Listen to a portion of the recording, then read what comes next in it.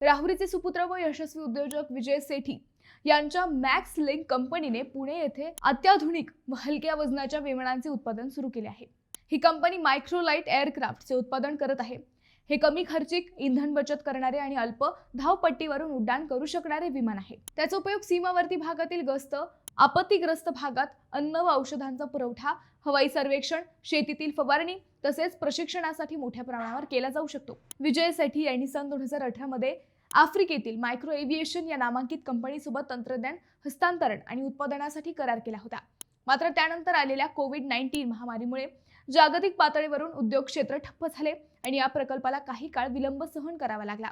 आता हे उत्पादन सुरू झाले आहे।